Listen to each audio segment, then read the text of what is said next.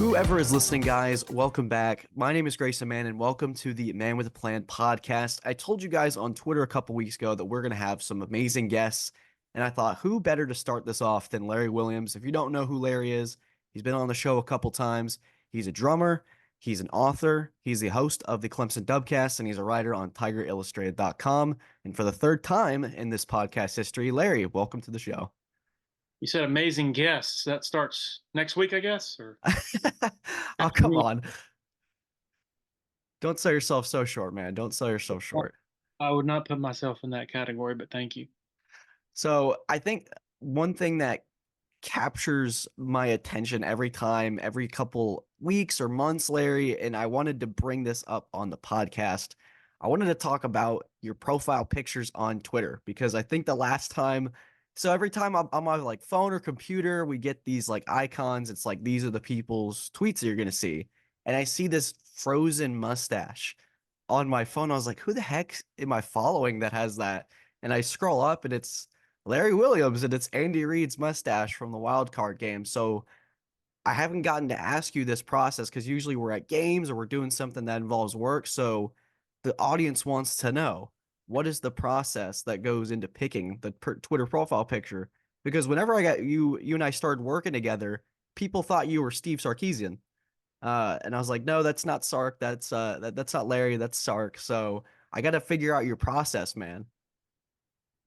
Well, first of all, defining it as a process is probably a bit much. In that, I mean, really, I don't really view Twitter very seriously. Um, whether it's, whether you talk about, I don't spend much time on it because I consider it largely a waste of time. Um, I guess I'm going to go on a tangent here, but it's on the top of my mind. I've learned to, whatever the Twitter opinion or hot take of the day is that people seem to be agreeing on, my rule is to go opposite of that. And I guess we could be talking about just sort of national consensus as much as anything, just the conversation about whatever it is. And so um, the most recent example of that was probably when the playoff field was set for college football. It was like, I mean, I must have heard countless times, oh, yeah, Alabama is just playing the best football of anybody, and it's probably, it's theirs to lose. And I'm thinking, well, maybe, and, because I think, well, I did, as impressive as they were in the SEC championship against Georgia, I did just watch them need an absolute miracle to beat an average at best Alabama team. So that's when I said, you know what? I'm taking Michigan. Part of that was I picked Michigan over the summer to win it all, but also for a similar reason in that not a whole lot of people were talking about them. And it was just like, okay, you know, the usual suspects, basically. Is it going to be another Georgia or Alabama thing? But so, and now I'm starting to sort of carry it to the present.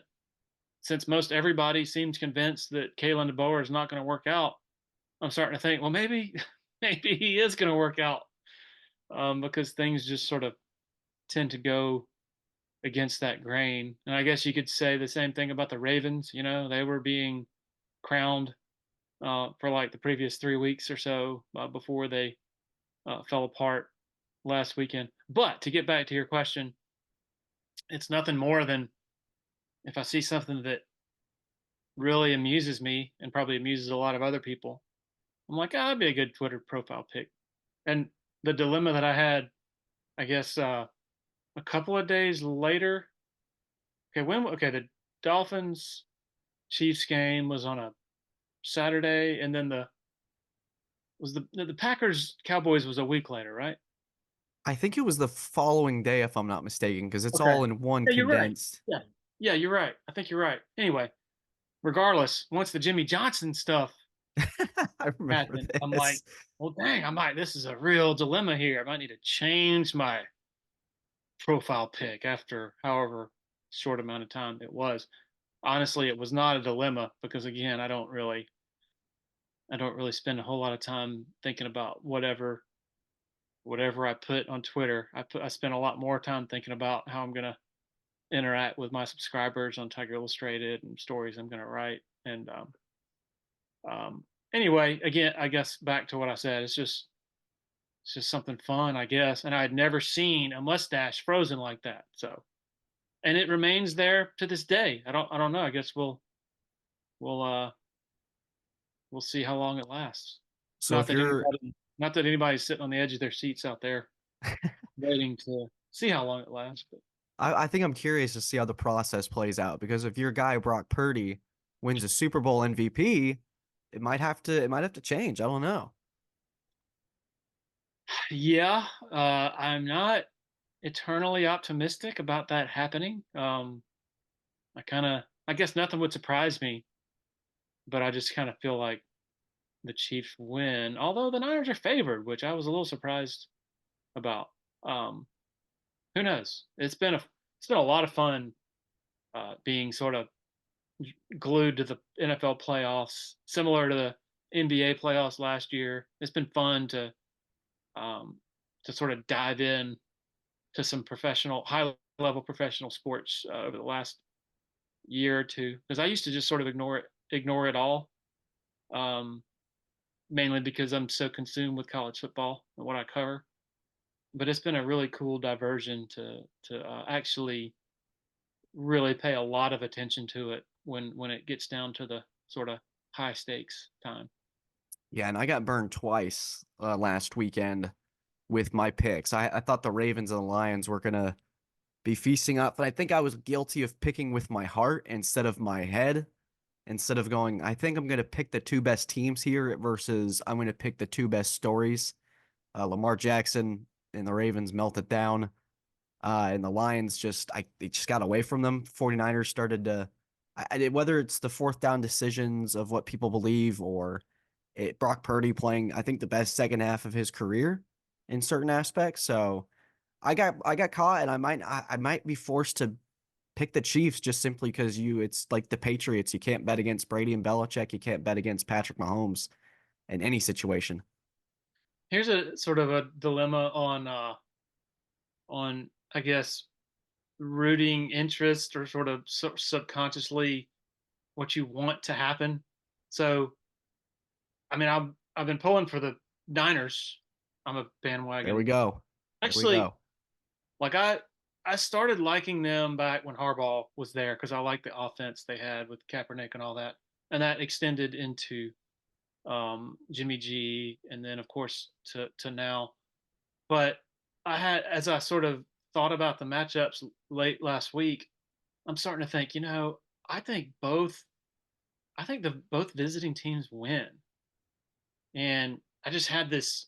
It was one of those things like confirmation bias, I guess. The more you think about it, the more you convince yourself it's going to happen. And so then the more you sort of are drawn to hoping that result happens because you want to be right, right? Right. Everybody pulls for themselves more than anything. And so I had shared that in a few of my text chains that I have with various friends who are also watching it. And I said, I guess on Friday and Saturday, like, I've got a weird feeling that both visiting teams win. Like, how much would I win in Vegas if I, you know, put $500 on it? Not that I ever would. I'm too chicken to do that. But um, so then when the Chiefs start just blazing early in the game in Baltimore, where I would ordinarily pull for the Ravens because I really love Lamar Jackson and love the offense and all that, I started thinking, okay, well, it looks like I'm right. But then the game got so dull, and the Ravens were vomiting all over themselves with stupid penalties, and Lamar Jackson was so uncomfortable. Then I started pulling for the Ravens again because I wanted to see a good game, and so it's back and forth. Well, so then in the next game, when the Lions just come out on a tear, it's like, oh yeah, I was right. But then You want the Niners to win. So anyway, I just know that I think the professional playoff uh the playoff situations that I've referred to, it's sort of given me an opportunity to sort of latch on to whatever. Because I don't really, with college football, I'm almost purely analytical and clinical in how I follow it, and not like I'm a robot or anything, but I don't really have much rooting interest at all. So it's been fun to sort of quote unquote be a bit of a fan with some of these post seasons at the professional level. Well, right, especially with Saturdays, you got to keep it. There's no, you can't show that any like fan, especially at the Clemson games, and so you get to kind of turn it back on in a sense on Sunday and watch those playoff games, and it's gonna be fun. I'm really excited about the Super Bowl, more or less just because I think this might be. I this is a crazy prediction, I guess, but I think this might end up being the most watched Super Bowl ever. I think purely because of the Taylor Swift effect and it's had on just the discourse. And I know it's such a heavy topic, but I think it's so fascinating that it's brought so many different people in to watch the game. And I think it's great for football, especially the NFL it's having to battle its rival in college football that's constantly changing. And so to bring in a different demographic and bring in a different set of eyes to the game, I think it's only going to benefit it for the future, regardless of whether this is the only year of her or it's the next 10, 15. I just think it's fascinating. It is, and first of all, it I cannot wrap my mind around how it's become this like her presence or the specter of her has become some sort of political thing that just I can't blows my mind. But like I can understand how people are like tired of, okay, we don't need to show the Swift box after uh luxury box after every touch from Kelsey. I get that, but I also am like, you know, overall, like, what's the big deal? Like, she's not even asking to be featured.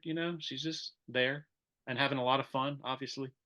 But my two daughters are big Swifties. They went to see her, I guess, last spring, summer, and for Christmas, I got my youngest a Kelsey jersey that was Swift on the back. Well, on Christmas Day, they were awful against the Raiders, and so um, I think she put it in her drawer until recently when I informed her, "Hey, the Chiefs are looking pretty good, so should be a fun Super Bowl." I think she's gonna probably whip the jersey back out. But talking about the game itself, I'm Kansas City is so good in coverage that I don't know if the Niners are dynamic enough on the outside. That's the thing that sort of sticks out to me.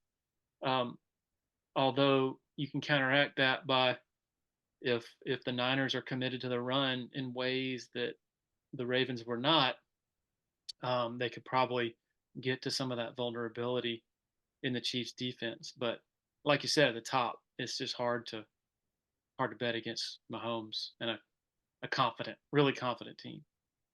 Especially this is the best defense he's had in his entire career. And do you go to you mentioned that point about the Ravens, their unwillingness, it seemed like, to run the Crazy. football.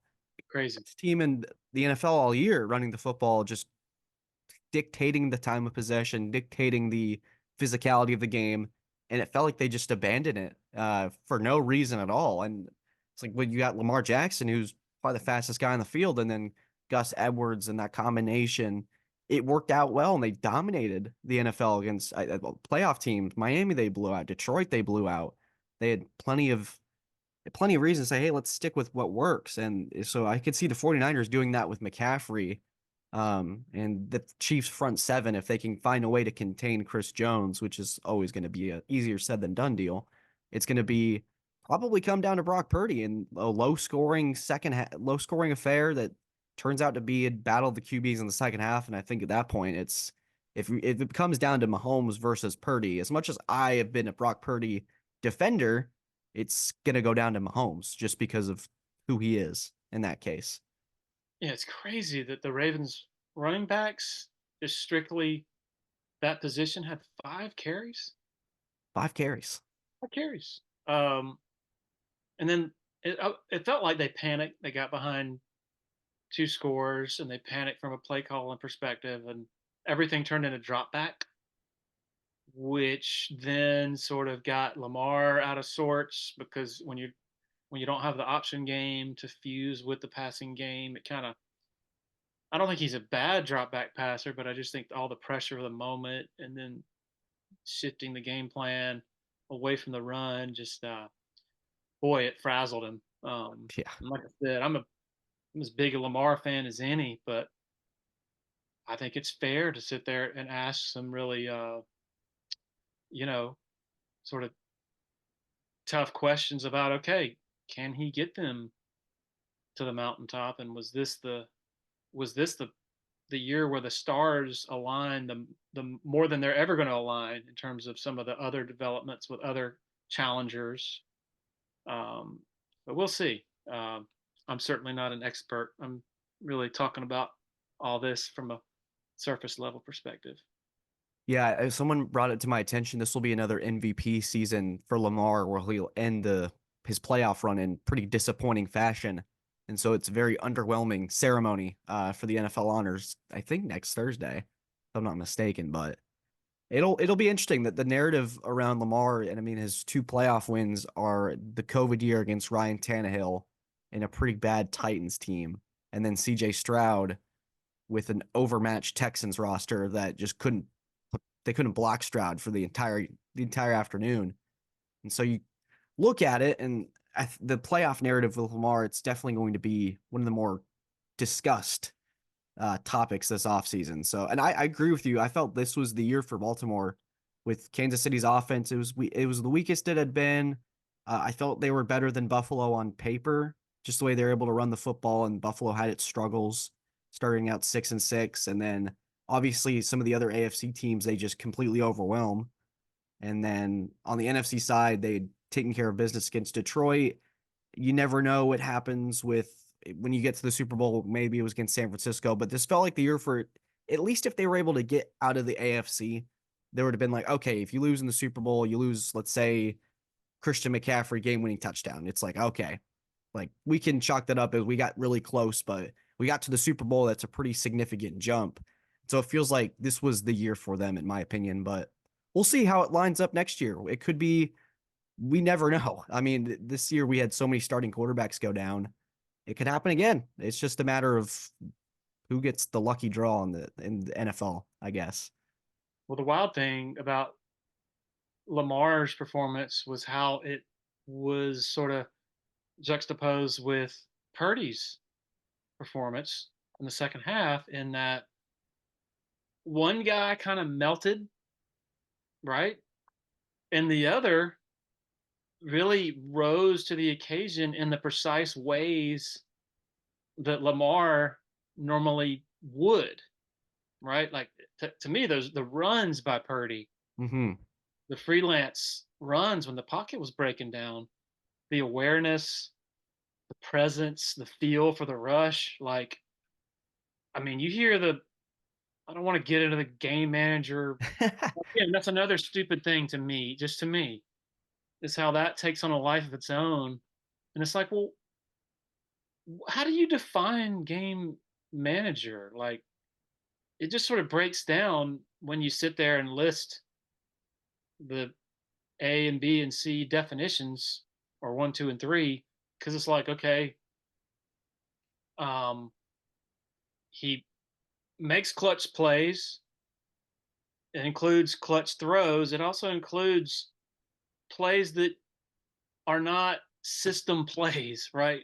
Like, it's when everything breaks down, improvisational plays were Purdy's biggest plays in that game, and somewhat similar with his last drive against Green Bay. Like, those aren't system plays that he's making, or the type of plays that normally befit whatever game manager means. But the bottom line to me in assessing and contrasting those two games and why the Niners are in the Super Bowl and the Ravens aren't, is because one guy really rose up and met the moment, and the other kind of wilted in the face of it. And that's just about being a baller, like that's just purely what it is to me, and who can handle it and who can't. And the most recent evidence suggests that, Purdy has the upper hand in that, mainly because he made more plays with his legs than Lamar Jackson did. And that's an astounding thing to consider when you obviously consider what makes Lamar one of the greatest running quarterbacks of all time. Yeah, and a couple of those rushes and a couple plays in the Green Bay game, a lot of that was on third down, and not Yeah. just third and short. It was third and six, third and seven. Have to have it, has to be on him type of situations. And he every time if he was being if these were exams that he was having to take on a consistent basis, he's passing with at least an A every time. And so I think if you're a 49ers fan, you're probably pretty happy about the future. You don't have to pay him for the next couple years either, so they have this perfect window with the talent that they have. So we'll see. I think I'm definitely pulling for them, and I'm probably gonna have to when the picks come down to it. It's I gotta think with my head this time instead of the man, it would be a great story, or I can talk myself into the Ravens, or Detroit's really been like it's really, and I got caught with it, and we'll talk about this in a second with Clemson. Is I got caught in it because we were seeing it every day with Clemson football and them telling us all the right things, and so me, I'm like, okay, yeah. I could start talking myself into it, seeing it Monday through Friday, and then the result speaks for itself louder than the practice quotes. So it's definitely something that I've this season 23 to 24 has been the biggest lesson, I guess, Hmm. for me. Yeah, lesson in being able to take a step back and take more of sort of a big picture clinical view of things, I guess. hmm So one thing that, and we'll move from, and if you want to add a Super Bowl prediction, I know sometimes you're not in the prediction business for this stuff, but we'll leave that potentially for down the road. But I wanted to take a different route when it comes to it because I assume people are tuning in, they see Larry Williams, they go, okay, we're going to talk some Clemson football. I really want to ask a different approach to this year because it was something you said on Eric McLean. Shout out to Eric, good friend of the show. Um, it was talking about just the pure insanity of this year. Because I think if you had if I had sat you down, like let's say I was from the future, and I was like, Larry, here's what's going to happen in 2023 for Clemson. It's going to start with a loss to Duke on the road in pretty wild fashion. They're going to have two turnovers at the 5 yard line or shorter. They're going to be tied with Charleston Southern. Actually, excuse me, Charleston Southern is going to be up 17-14 with a Klubnik pick six that looked like something out of a JV football game. Um, the team's going to start 4-4, and they're going to go on this great run. They're going to win four straight, including wins over Sam Hartman, top three pick Drake May. They're going to go beat South Carolina on the road with the flu, seemingly I think almost everybody, if a good percentage of it, had the flu. People were getting IVs after the game, and then they're going to win a shootout against Kentucky football of all teams in the Gator Bowl. And not only that, Larry, you're going to be called Nostradamus by Dabo on multiple occasions, saying that you know everything. So I want to, and not only that, in the middle of the season, we're going to have a radio show where Dabo explodes at a fan and it becomes this epic story for a week. And you're going to get to interview him. Would that at all be? And so my question really is, is this been one of the crazier seasons in terms of just the pure scope of, I didn't see that coming, and especially in a 9-4 season, it's the record seems pretty tame, but for Clemson, it's anything but. And so how do you, I guess, not how do you handle that, but when it's this crazy, what is that process of not being able to get sucked into just the pure insanity of it? Because I think week to week, it felt like, not because I was overwhelmed per se, but I was like, man, I can't like wrap my brain around this sometimes. I haven't ever been a part of something like this. Yeah, I think there's a lot of benefit in having done this for a long time. Um, this was my 20th year of 20th season covering Clemson football. Dabo's 23rd, I think, as a coach. I think that's right. No, his 21st, because his first season was '03. Mhm. So I don't know. I think my math's right. But I think early in my early days, it would have been easier to get sort of swept up where the moment just feels like too big, maybe, as you're covering one crazy thing after another. Um, but I think it's just like anything, not like any job, but just like any challenge, where you just you take a deep breath, and you know, you focus on that task. And um, I guess we could go back to that 24 hours or so, that began with the radio show meltdown. Crazy. And this is, keep in mind, this is 2 days. This is 48, well, 48 plus hours after they lost back to back games. Right, so things are already. I don't want to say Armageddon, but things are already pretty crazy. Because you're like, is this thing going to fall apart? Because there's some evidence that suggests that it might.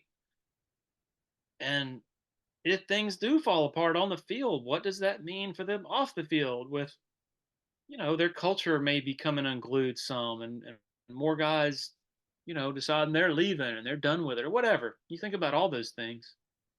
Um, but when that happened, I just remember, I just remember, I don't know, it was sort of like, oh boy, this is okay. Dabo's going off, and then he keeps going off. Well, I mean, first you hear the Tyler tirade, and then it's like, oh man, Oof. this is, I've never heard a call like this before. And then that goes on for a while, and then Dabo cuts him off, and then the the fascinating thing to me with the hindsight of being able to look back on it is the different sort of takes that I had of it as it was progressing. At first, it's like, at least to me, it was, oh man, what is Dabo doing? He's got to stop this, and you just can't lecture your fan base like this. And then you're like, is he tired of it here? Is he sick of this place? But then you start to really consider, you know, well, he got called out pretty hard. He it wasn't the most respectful of critiques, and so he's got to stand his ground. And then you see how everybody else is reacting to it, naturally taking one side or the other instead of a mix of the two. And so then we realize that Tyler is a subscriber, and he has posted on the thread on the message board, like, hey, I was just asking questions that we all have been asking for a while. And that really hits on something, in that the criticisms or the questions really weren't that far away from what a large number of people had been asking. You know, have they gotten too comfortable? And he's making an awful lot of money. Can he make the tough decisions? Has he gone too far on the hire from within, you know, philosophy? Um, and so, just sort of a swirl of, you really, it's hard to really form one opinion in the moment. And then the next day, it keeps going. And at that point is when Tyler reached out to me privately and was asking me for advice on, hey, how should I handle this? Should I don't think I approached that the right way. And should I post a public apology to Dabo on the message board at tigerillustrated.com? And so at that point, it's like, well, shoot, man, this guy, he is acknowledging that he went too far, and he's not a crazy, who just wants to continue on that sort of line of attack. And that's when I said, well, heck, maybe he'd want to do an interview. And so we did that. Anyway, I mean, I could talk for hours just about that, 24 hours and rest of the week. But And looking back, I think the biggest misconception is that is that Tyler from Spartanburg is the reason that Dabo got a fire lit under him, and one of the reasons that Clemson beat Notre Dame. I don't believe that for a second. I believe Dabo was on the warpath all that day and the previous day, Sunday, um, before he happened to get that call, and he happened to be in a really bad mood because he had already been going nuclear. And his response is, "I don't have to take this crap," you know. Um, so my sort of view of it at the time, and I guess it's pretty much the same now, is that both sides probably went too far, um, but maybe it provided a good opportunity for a reset for both the head coach and the fan base to sort of reciprocally, I don't even know if that's a word, remind each other, hey, Dabo to the fans, hey, y'all have it pretty good, and really, I'm the reason, not in a self-important way, I'm the reason that we are disappointed with now with 10 wins or 9 wins or whatever. And then from the fans to Dabo, hey, you've got it pretty good here too, because we're in the third straight season of decline, and that stadium is still full every Saturday, packed. So, and then I think that reset probably even extends to more recent events when Nick Saban retires and Alabama calls Dabo. I don't think he was their first choice or anything like that, but I do think they were wanting to know if he was interested, wanting to know if he'd be willing to take it a step further. And he decided not to take it a step further. And I think that provided another sort of reset or maybe a renewal of the vows, so to speak, because I know that a large number of Clemson fans, even ones who previously were quick to be skeptical of Dabo and have questions about whatever decisions he has made, whether it be or philosophies, whether it be NIL, the portal, roster management, whatever. When you first hear Nick Saban is retiring, I think even the most negative fans or the most skeptical of Dabo took a second and were like, "Uh oh, did we lose him? Did it happen?"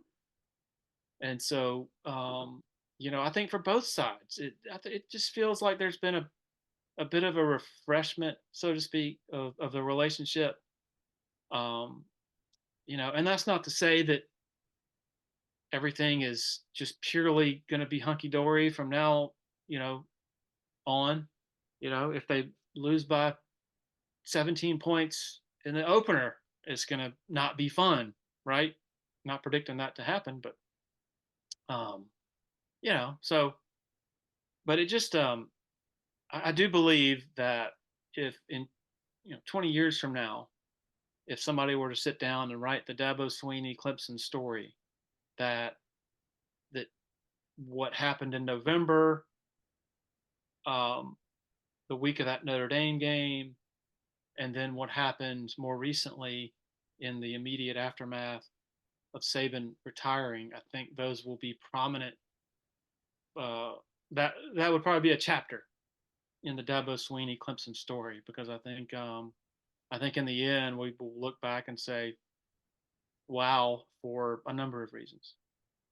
So one thing that something it was brought to my attention by they're asking me, we were having a conversation about fall camp from this summer, and they're asking me how many times did it feel like at one point, and this isn't me calling anybody out or anything, and I'm trying to find the right way to word this. It was almost like the emotion, and we talk about how it's easy to get caught in the moment of all that positivity. Is the Garrett Riley hire happens, and it felt like this is not a vibe that I'm getting or trying to put words in anybody's mouth, but it was like, okay, that's the fix we needed. Like, boom, we should be right back where we are. And it was almost like it was looked at as that was the one change that was needed. We fixed it. It's good. We're looking great. And it goes to Duke, and it's very apparent that it's not the immediate change. And so I look at a year where, and after the after the conclusion of the regular season, Matt Luke and Chris Rumfer brought in, and it felt like, okay, was a year like this, if you're looking at it from a Clemson perspective, to get back to where they obviously want to be, because 9-4 uh, certainly isn't what they're expecting of themselves each year. But sometimes it's like, okay, is a year like this potentially necessary, where you felt like the year you started out, you made all the correct changes and necessary stuff to ensure that you could get back to the playoff. Is a year like this where you almost get kicked in the face of that, the assumption that you have, it gets swept under you, you get punched in the mouth a couple times, and then you finish out the year with a little bit of a identity reset where they became more of a run first football team. Phil Maffa really led that charge. Defensively, a lot of freshmen step up. They win 4 straight games. They win the ball game. They the staff almost gets a reset with Rumpf and Luke. We see videos of Rumpf with this new, it felt like, oh, this is new. This is different. So is a year like 2023, if we look back in 2 years and Clemson's gotten back to the playoff, which in the 12-team system, 12-team format might be a little easier this time. Do we look back at 23 and go, okay, that was maybe a necessary kick to the face? Maybe I'm not wording this right, but do you kind of catch what I'm saying? Yeah, I don't. I'm not sure I would put it in those terms under that hypothetical. I think, you said it was kind of a shock that things didn't get back to where they were, and I don't know that that is what people necessarily expected, and I don't know that that is what made things so sort of mind numbing when they were scuffling as much as they did on offense. I think it's more. I mean, they weren't really improved. It's almost like you could argue they were worse during stretches than than the previous 2 years offense, and that there's so much tied up into this. It's not just the change at coordinator; it's also the change at quarterback, right? Like so many people, and honestly, yours truly included. Full disclosure, kind of wanted to believe, oh, it was all DJ. DJ just wasn't ready for the moments for whatever reason, and he just sort of was a deer in headlights. And here comes this new thing, in Cade Klubnik. And it was really two new things. It was out with the old as well with Brandon Streeter. Well, not really the old because he only had 1 year as offensive coordinator, but out with the old in terms of going in a different direction than Dabo had previously over the years with the in-house versus going outside. And so this time a year ago, it was just definitely a feeling of refreshment and okay, DJ's gone somewhere else, Streeter's out, Garrett Riley, the hottest name in the market. I don't know that I was sitting there going, man, they're just gonna tear it up, you know, starting now because there were still questions about okay, well who are the big time playmakers on the outside? Like yeah, Antonio Williams, really good for a freshman, but they don't really have that dominant presence out there, the go to presence, you could say. And then still questions about the offensive line. And so I think the toughest, the bigger picture sort of concern or revelation through, let's say, through the first 5, 6 games of the season was, man, like there's some bigger problems going on here because the turnover thing is not. I don't think that's just luck. It's not just like you roll dice and it goes against you more times than not, and you're just like, well, just like a coin flip. I think it's because of the detail things. They had a significant problem with the detail things, whether it was turnovers or kicking field goals or having to call timeouts because you don't have the right personnel in the field. And so that to me brought forth a fair question of, okay, is this sort of philosophy of promoting from within leading to less experience on your staff, which leads to Dabo having to cover for more, both in practice and in games as well. Um, the image in my head, even though Wes Goodwin had a great year in the end, that is obvious. But that point in the Florida State game when they had to burn a timeout because the defense couldn't get its subs correctly in or whatever, and Dabo just flipped out and was yelling at Wes Goodwin and the defensive staff. And at that moment, it's like, man, it feels like Dabo is having to spread himself really thin to sort of compensate for this lack of experience with a number of the coaches. And what happens when you don't really cover the detail things? Well, your quarterback doesn't know, he doesn't have the situational awareness to hand the ball off instead of spitting it out for a RPO screen in the Florida State game, things like that. And then the lack of ball security, that's a detailed thing.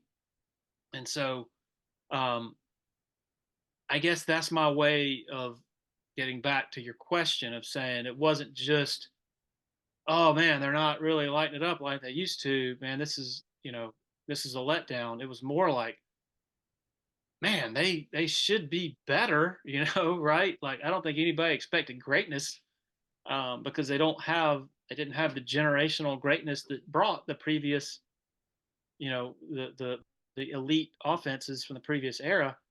But God, there were just so many funky things going on, and so I think it's just I think it's a longer term um, proposition as far as it's not just getting rid of Streeter. It's not just BJ sort of seeing the writing on the wall and transferring.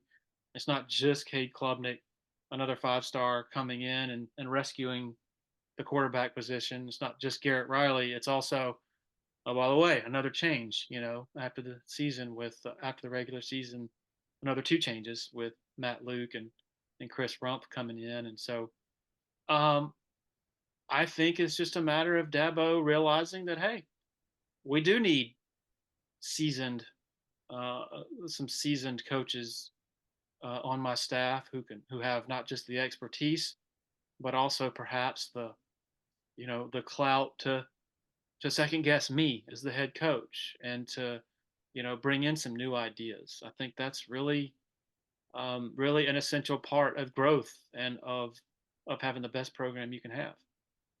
And it feels like, and this is also a shout out to Paul Strelo, who's been killing the recruiting scene on TigerIllustrated.com.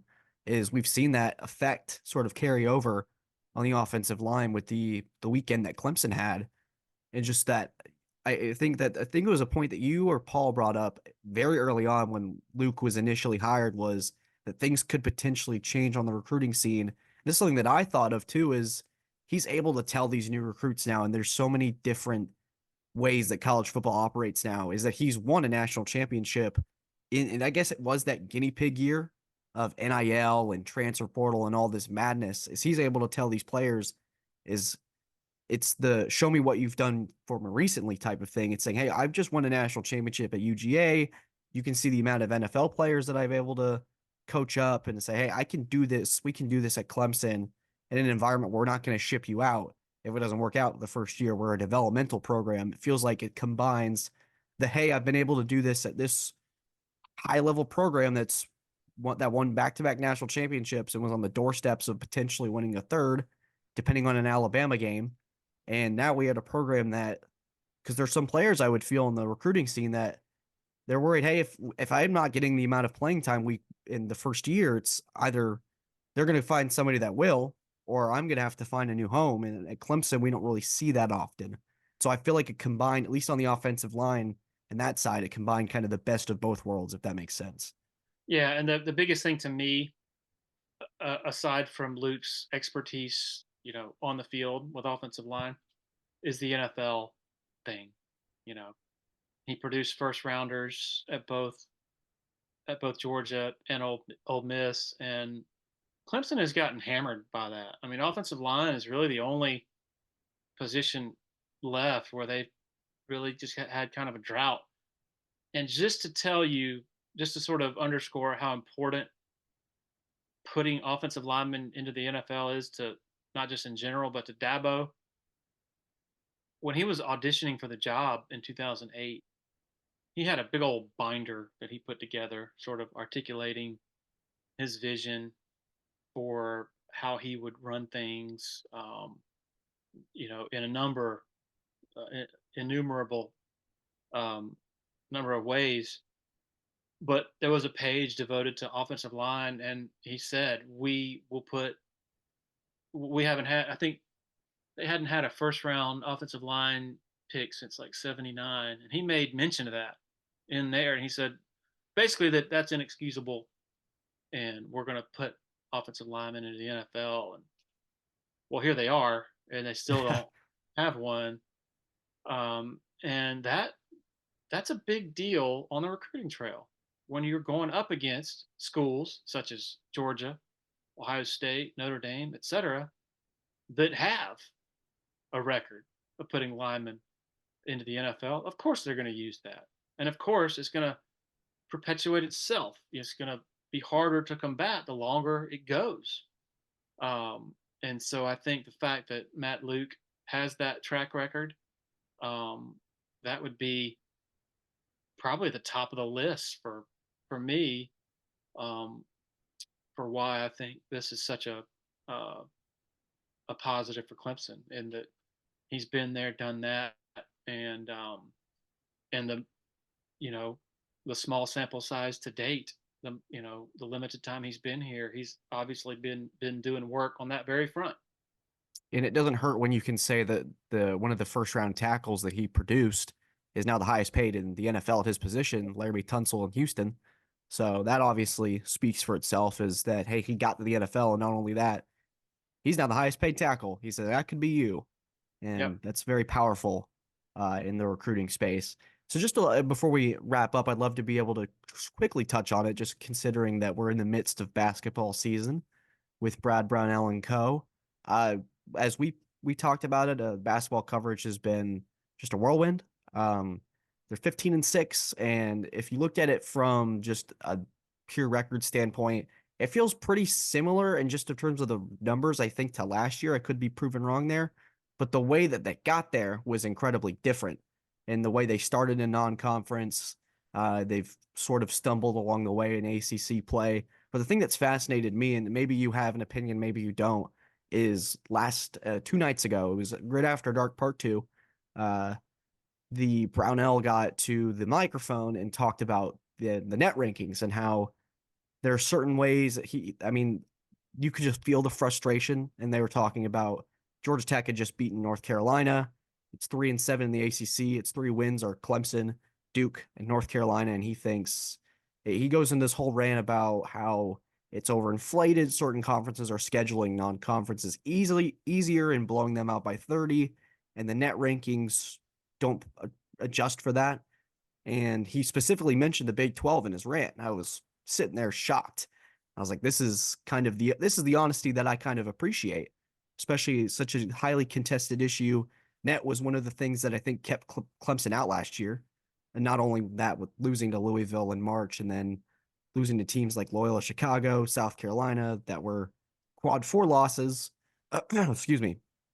And so Clemson, I think, my prevailing theory at the moment is if they find a way to just survive the final 11 games and pick up maybe a quality win here or there, I really truly believe that that 11-1 start, beating teams like Boise State that's projected to get in, TCU, Alabama, that non-conference should essentially keep them alive, barring any significant collapse. But what have been your takeaways with Clemson basketball? I know we talked about it in depth on Tiger Illustrated with their start, but what has been standing out to you with this 15-6 record and their 4-5 stretch in the ACC?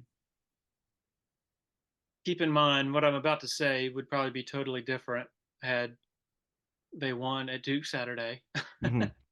because that would be the sort of the signature Yeah. moment they were looking for. Um, that said, I've been surprised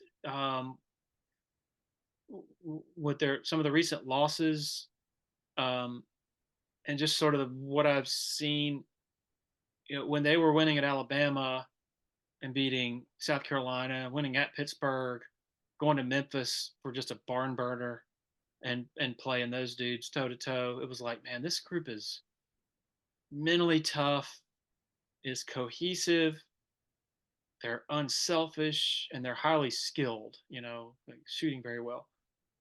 And I don't want to lay this on too thick, or be too negative, but I haven't seen as much of those things of late, and you just wonder, you know, one thing to consider is Joe Girard.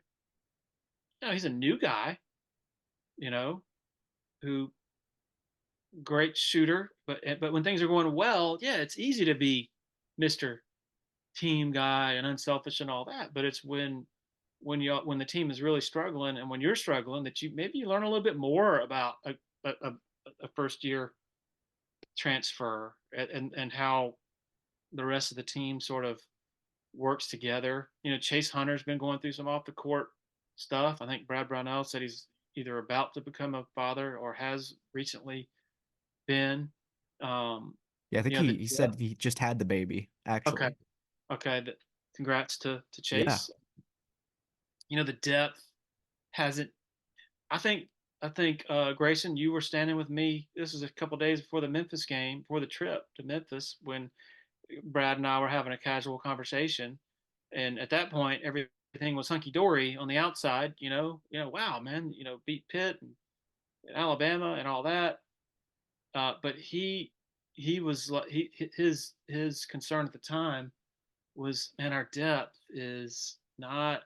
I'm concerned about it, mainly because Jack Clark and Hemingway were out. Well, lo and behold, that depth really, or the lack thereof, really reared its head, at Memphis, and then it has done so on a fairly regular basis since. I believe in the home loss to Georgia Tech, the bench scored 5 points. Yeah. So that's been up and down. So we'll see. Obviously they're in a much better position than they were last year. Um, you know, Somebody, I was talking to a friend who said, I think the committee will be able to look at the Duke game and say, hey, Clemson maybe should have won. But honestly, it shouldn't come down to one game. This team is better than that, in my opinion.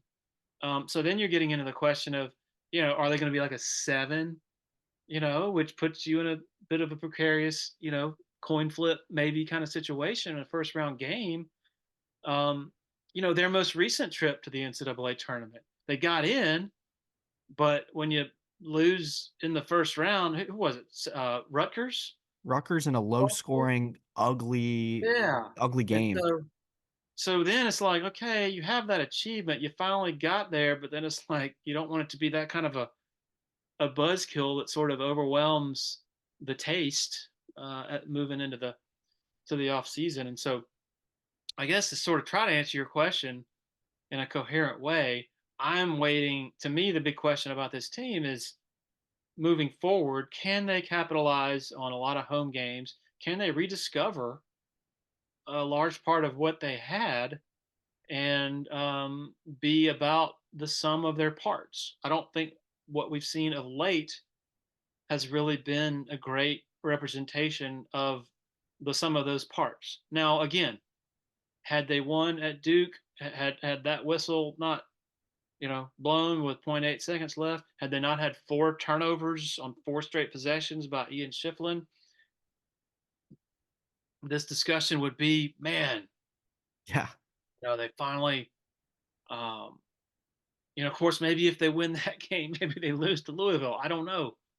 Um, but I just, I think that Brownell and the staff are still sort of learning about this team. And I know that it's probably easy sitting here on February 1st to say, well, gosh, he should have learned everything he needed to learn, in December or whatever.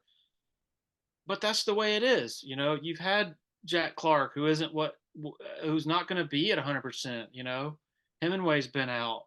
You're learning more about Joe Girard. You've had Chase Hunter's off the court stuff, and I'm not making excuses, but that just seems to be the reality as we talk about there still being an element of uncertainty as to what the shape of things is going to be, how this team is going to be defined moving forward. Yeah, my opinion has always been if they were to find their way to get in the tournament, if they just got in, and it's a team that at its core is talented enough that if they got hot, they could win 3 or 4 straight. They could knock off 3 or 4 straight games in a row and find themselves in a Elite Eight, Sweet 16 setting, just based off of the core that they've already established this year. But it's getting to that spot. That's going to be the big question mark for the next 6 weeks. They have Virginia on Saturday. That's not the same caliber of what we're used to with Virginia, but I still view that as a quality win. They have an opportunity to pick up another signature game against North Carolina, a team that you we do the what if thing around here, but if they had shot better in that game, they might be looking to go 2-0 against the Tar Heels this year. And then they have a chance to avenge a Miami loss at home. So you go 2-1 in that stretch potentially, and you look at the rest of their schedule down the road, like you said, a lot of home games, a lot of winnable games. They could be looking at a above 500 ACC record and a spot in the NCAA tournament without having to go on this run in the ACC tournament to sort of clinch that per se, like it felt like last year. Yeah, I'd like to see shooting has been the thing that needs to turn around. Chase Hunter. It's hard to envision this team accomplishing what it wants to without Chase Hunter rebounding, meaning rebounding as a shooter. Um, and then I would like to see Chauncey Wiggins get more looks because at his best, he can be a really feared presence on the wing with his size and mid range combined with his skill from outside. Yeah, and I think it was a very early on in the season. There was a stretch of games where he was logging double figures. I think it was 2 or 3 straight times. And I believe I asked him, was like, is this a confidence thing or is this something that Brownell's? I think with him, it was like, I just have to be more assertive out there. And so for him, it's just finding the right looks and the right shots. And maybe it's tough out there when PJ Hall is out on the court and Joe Girard and Chase Hunter. So you're thinking, okay, I can get it. The more experience, the more nuanced scores per se. So it's just finding his voice, especially as he's still a young player, figuring it out. Yep, for sure. Yeah, and so I think that's gonna do it for us, Larry. This was an awesome hour of conversation. Guys, if you want to check Larry out, we'll leave the link to his Twitter so you can go see the Andy Reid mustache in all of its glory. And if you want to wish him and the 49ers luck in the Super Bowl, please let him know. And thanks, you guys, as always, for watching the Man with the Plan podcast. I told you that we have a string of guests coming along, and Larry, as much as he doesn't think so, he's included in that list. We got some great stories to tell, great analysis. I'm very, very excited for it. And stay tuned. And he's going to find this out probably through this, but we might have a sibling on the podcast pretty soon. So stay tuned for that. That could be some interesting content there. But guys, thanks for watching episode 153 of this podcast. Thanks for always tuning in. Subscribe to let us know that you enjoy what you're listening to. And have a great day and take care.